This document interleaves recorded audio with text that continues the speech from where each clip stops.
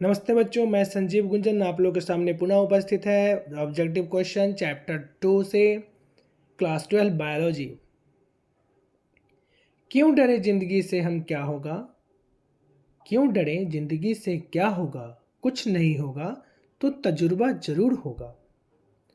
Question number 28 की तरफ बढ़ते हैं। 28 नंबर क्वेश्चन है, भ्रूणपोष क्या है। भ्रूणपोष क्या है? राइट आंसर इज त्रिगुणित 3n। अगला प्रश्न, केंद्रकीय भ्रूणपोष निम्न में से किसमें होता है। केंद्रकीय भ्रूणपोष निम्न में से किसमें होता है? तो इसका आंसर हो गया नारियल। अगला प्रश्न,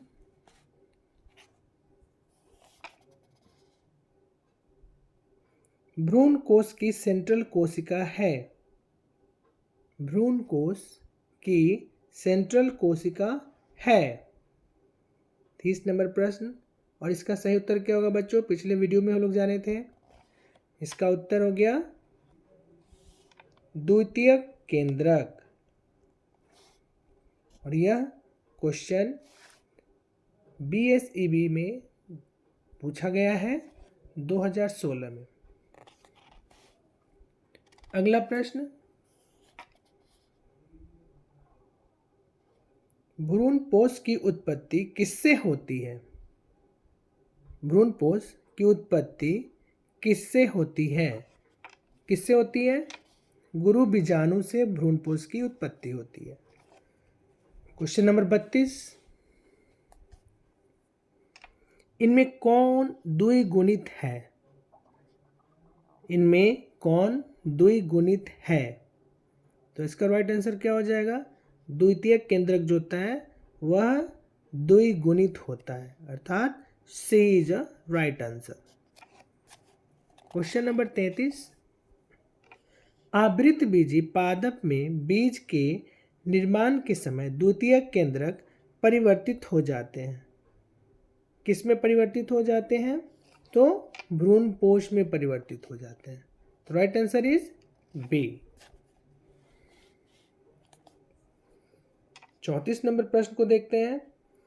परागकोश भित्ति में इनमें कौन सा नहीं होता है। परागकोश भित्ति में इनमें कौन सा नहीं होता है? इसका राइट आंसर क्या हो जाएगा? इंटेगुमेंट। परागकोश भित्ति में इंटेगुमेंट नहीं होता। क्वेश्चन नंबर 35, जाइगोट से भ्रूण बनने तक की क्रियाओं को कहते हैं। जाइगोट बनेगा और वहां से भ्रूण बनने तक की क्रिया को क्या कहेंगे? तो उसे हम एम्ब्रियोजेनी कहते हैं। क्या कहेंगे? एम्ब्रियोजेनी। नेक्स्ट क्वेश्चन 36 नंबर, जिस परिपक्व बीजों में भ्रूणपोष रहता है उसे कहते हैं। जिस परिपक्व बीज में भ्रूणपोष रहता है उन्हें कहते हैं। क्या कहेंगे?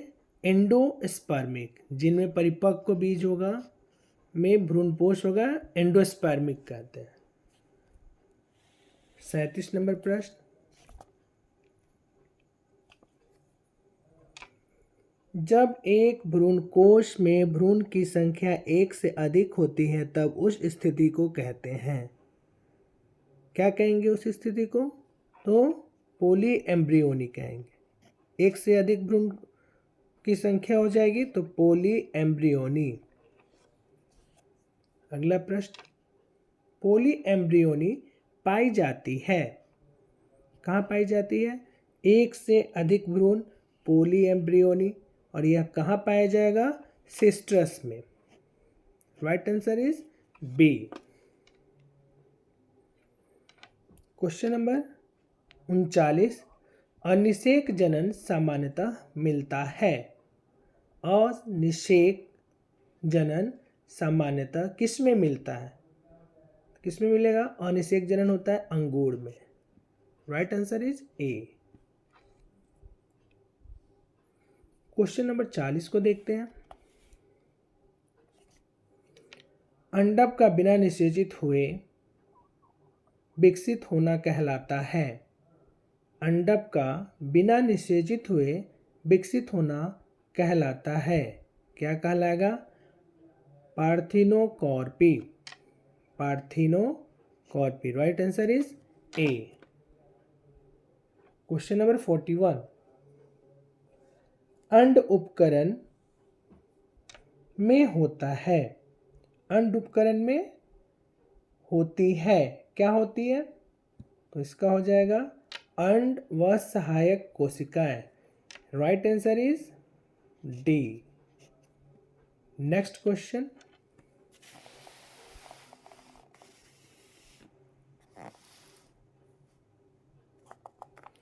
यह भी BSCB 2017 में पूछा गया प्रश्न है, क्लास 12 के एग्जाम में। अब 42 नंबर प्रश्न क्या कर रहा है?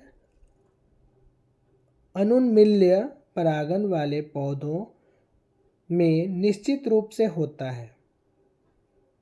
क्या होगा? स्वपरागन की क्रिया। स्वपरागन। Right answer is A. Next question. Question number 43। परागकण का सबसे बड़ा केंद्रक होता है। परागकण का सबसे बड़ा केंद्रक क्या होगा? तो इसका हो जाएगा नलिका केंद्रक। राइट आंसर इज ए। नलिका केंद्रक। क्वेश्चन नंबर 44 को देखते हैं। निषेचन के बाद फल का निर्माण निम्न में से किससे होता है? निषेचन के बाद फल का निर्माण निम्न में से किससे होता है? Question number 44। The right answer is B, अंडाशय। किससे होगा? अंडाशय से होगा। क्वेश्चन नंबर 45 को देखा जाए। किस फल का बीज चोल खाया जाता है? किस फल का बीज चोल खाया जाता है? तो जायफल हो गया, लीची हो गया, शरीफा हो गया। तो तीनों का बीज चोल खाया जाता है। The right answer is D. अब क्वेश्चन नंबर 46 देखते हैं। पुष्पासन खाया जाता है। पुष्पासन खाया जाता है। सेब का पुष्पासन खाया जाता है। Right answer is B. यह भी बिहार स्कूल एग्जामिनेशन बोर्ड 2017 के 12 के एग्जाम में पूछा हुआ प्रश्न है। अब नेक्स्ट प्रश्न देखिए। असत्य फल का उदाहरण निम्न में से कौन है? असत्य फल का उदाहरण निम्न में से कौन है? राइट आंसर इज ए, सेब।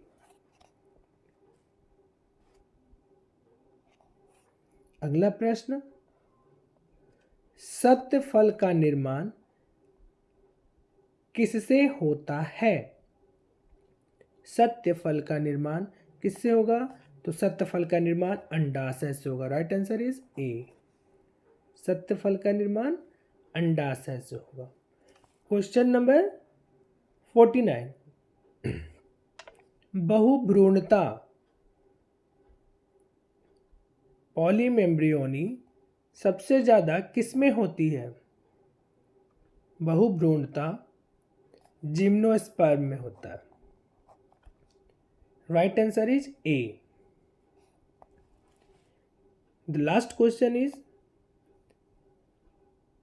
निम्न में से किसमें जल परागन होता है? जल परागन किसमें होता है? तो इसका राइट आंसर हो गया सी, हाइड्रिला। हाइड्रिला में जल परागन होता है। और यह भी BSCB 2016 में पूछा गया प्रश्न है। इस तरह से पुष्पी पादपों में लैंगिक जनन क्लास 12 बायोलॉजी चैप्टर 2 का ऑब्जेक्टिव क्वेश्चन कंप्लीट हुआ। Thank you.